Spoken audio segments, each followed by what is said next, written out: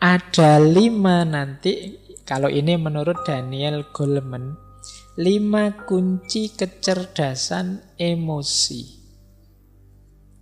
Jadi orang yang cerdas secara emosi itu cirinya 5. Yang pertama self-awareness, yang kedua self-regulation, yang ketiga motivation, yang keempat empati, yang kelima social skill.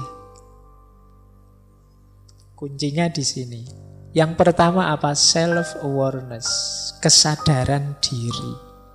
Mampu mengenali dirinya, mengenali emosinya, dorongan jiwanya, dan juga efeknya. Nah, ini namanya self-awareness. Wah, saya itu biasanya kalau ketemu teman yang seperti itu mudah tersinggung. Nah, ini mampu mengenali dirinya. Harus hati-hati ini saya. Nah, itu sadar diri. Wah, ini ngajinya sampai jam 10. Lama. Saya biasanya tidur jam 9. Berarti nanti mesti aku ngantuk. Kalau aku ngantuk pikiran tidak jernih. Kalau pikiran tidak jernih ya ngajinya tidak bisa masuk. Kalau kadang-kadang kalau ngantuk tidak ngerti kiri kanan akhirnya nendang gelas. Kemudian nah ini self-awareness, sadar diri. Jadi ngerti emosi-emosi yang bermain dalam dirinya. Dia bisa memprediksi kalau situasinya begini nanti aku mesti begini. Kalau kondisinya begini nanti aku mesti begitu. Ini orang yang sadar emosi. Yo, kalau tidak sadar emosi gimana kita ngontrolnya? Kecerdasan emosi itu kan secara umum bagaimana kita mengontrol emosi kita lah. Kalau kita tidak tahu yang dikontrol apa kan ya berat.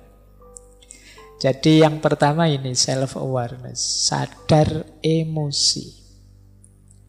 Yang kedua, setelah sadar apa? Self-regulation, ngontrol. Nah, kalau tadi sadar menerima, kalau ini ngontrol. Saya tahu ngobrol dengan orang kayak gini ini mesti membuat mangkel, membuat tersinggung, tapi saya tahanlah. Saya tidak marah, sing waras ngalah wis tidak apa-apa. Nah, ini namanya mampu, orang yang cerdas emosi. Hari ini kan sulit kita untuk bisa mengontrol ini. Kalau menyadari mungkin mudah ya, tapi ngontrol ini berat. Apalagi dorongan untuk yang negatif-negatif yang sudah sering kita lakukan.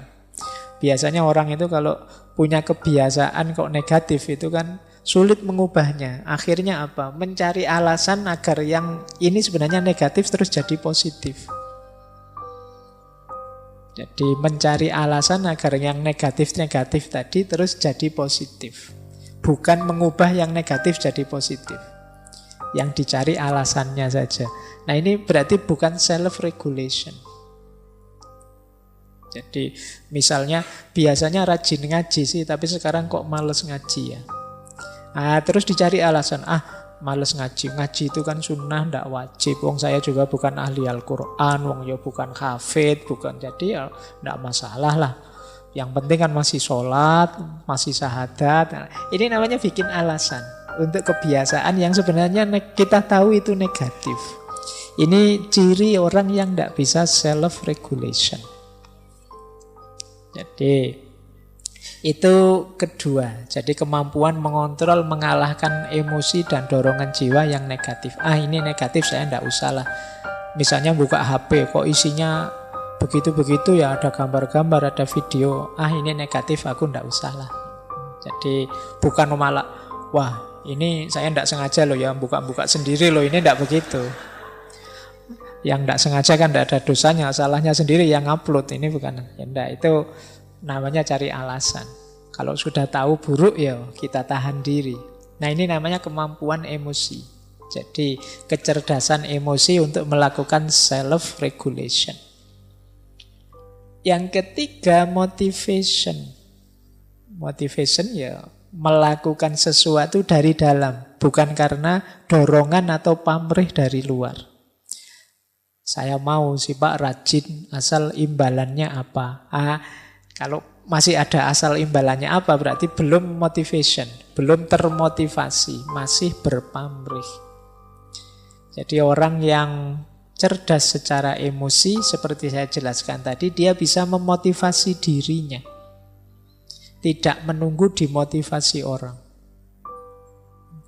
Gak sering ada teman-teman mahasiswa itu ketemu saya, gimana ya Pak caranya biar saya rajin membaca?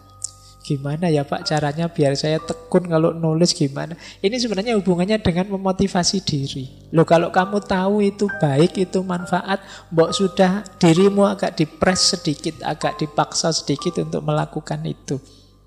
Itu namanya motivasi, motivation. Jadi ini penting.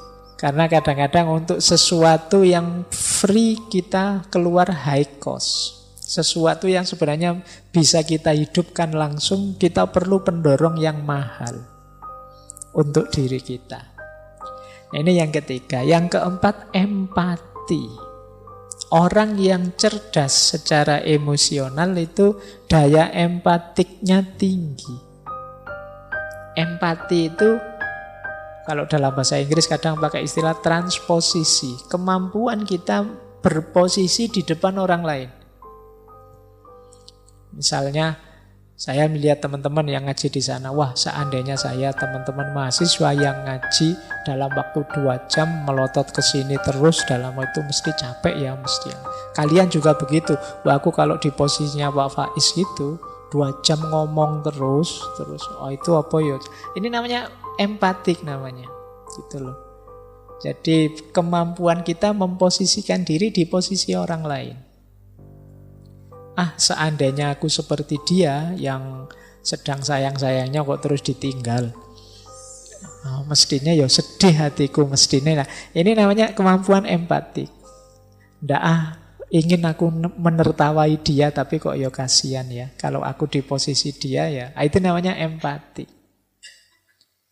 Kalau aku di posisi dia jadi orang yang khilaf sih ndak sengaja tapi kemudian diserang kiri kanan, dimarahi, dianui, wah mestinya ya sedih. Sudahlah aku tidak usah ikut maki-maki, tidak usah menyerang. Ini namanya empati. Jadi kemampuan memposisikan diri di posisi orang lain. Ini akan jadi kunci nanti dalam hubungan sosial. Nah, yang kelima, social skill. Social skill ini kemampuan menata hubungan, membangun jaringan dengan orang lain. Jadi orang yang mudah bergaul, enak bergaul, gampang diterima di mana-mana, itu namanya social skill. Ini ciri dari kecerdasan emosi. Orang yang cerdas emosi itu kan luwes seperti tadi, jadi bisa masuk kemana-mana, diterima di mana-mana. Nah, ini namanya kemampuan social skill. Nah, maka teman-teman untuk membangun kecerdasan emosi kita dibutuhkan 5 kemampuan. Yang pertama self-awareness, yang kedua self-regulation, yang ketiga motivation, yang keempat empati, yang kelima social skill. Ini diingat-ingat nanti kuncinya di 5 hal ini. Baik, sekarang indikator. Kalau indikator ini nanti sebenarnya untuk mengukur apakah aku sudah cerdas secara emosi atau belum. Jadi yang pertama apa? Orang yang cerdas emosi itu biasanya mampu mengatasi stres, mengatasi tekanan. Jadi dia bisa bertahan meskipun mengalami peristiwa-peristiwa buruk. Tidak hancur karena tekanan. Yo masalah banyak sih, problem banyak. Pak saya itu sudah terancam DO, kemudian uang habis, kos-kosan belum bayar, kemudian pacar lari misalnya. Misalnya itu kan ruwet. Tapi saya ya tak bikin santai lah Pak, seneng saja lah Pak. Ini namanya cerdas secara emosi. Jadi mampu mengelola problem, tidak hancur karena problem. Nah, Meskipun kadang kamu itu cerdas apa ndak waras. Ya masalah sebesar itu kok cengenges-cengenges. Jadi, tapi memang di antara cirinya orang cerdas emosi itu mampu mengatasi stres. Dia tangguh. Yang kedua, daya tahan dirinya kuat. Jadi mampu menahan diri. Saya siap melekan hari ini demi besok tulisanku selesai. Ini kemampuan daya tahan diri. Jadi melekan itu kan tidak enak, tapi aku siap menahan tidak enak sebentar demi kenyamanan yang lebih besar nanti. Ini orang cerdas emosi. Sudahlah, saya tahan saja dimarah-marahi dosen, yang penting nanti ditandatangani lah. Ini lumayan emosimu, cerdas secara emosi. Paling nanti dosennya lah ya bosen-bosen sendiri sama saya. Lama-lama ya ditandatangani. Nah ini ciri kedua. Jadi orang yang cerdas emosi itu punya daya tahan diri yang bagus. Punya ketangguhan, keuletan, kesabaran mengikuti proses. Saya tahu tidak ada yang instan, maka ya saya ikuti prosesnya. Ini mampu mengendalikan diri. Yang ketiga, orang cerdas emosi itu mampu mengelola suasana hati seperti yang dia inginkan. Biasanya orangnya tenang. Ada masalah ya, tapi bukan berarti aku harus gelisah. Ada problem ya, kadang-kadang ya sedih, kadang-kadang ya ruwet hidup ini, tapi ya tenang saja.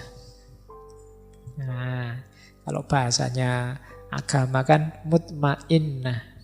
Jadi batinnya sudah stabil.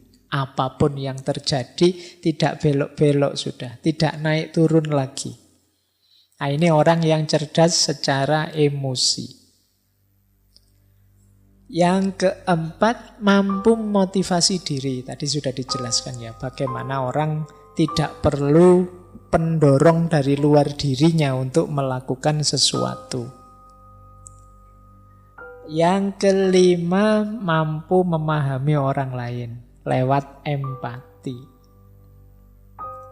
Dan yang keenam, mampu bergaul dengan baik. Kok punya teman pintar sekali bergaul, di mana-mana disukai. Ini berarti kecerdasan emosinya tinggi. Berarti apa teman-teman? Melatih kecerdasan emosi itu sebenarnya melatih untuk melakukan 6 hal ini. Yang pertama, latihan untuk tangguh, tidak runtuh meskipun banyak masalah yang menekan kita. Yang kedua, latihan mengendalikan diri, menahan diri. Yang ketiga, latihan tenang, latihan mengendalikan suasana hati. Yang keempat, mampu memotivasi diri kita untuk melakukan sesuatu tanpa butuh pendorong, tanpa butuh pamrih dari luar diri. Yang kelima, mampu empatik, memahami orang lain di posisinya. Dan yang terakhir, mampu bergaul dengan siapa saja dengan cara menyenangkan, mampu tenggang rasa terhadap orang lain. Nah, ini 6 indikator orang yang cerdas emosinya.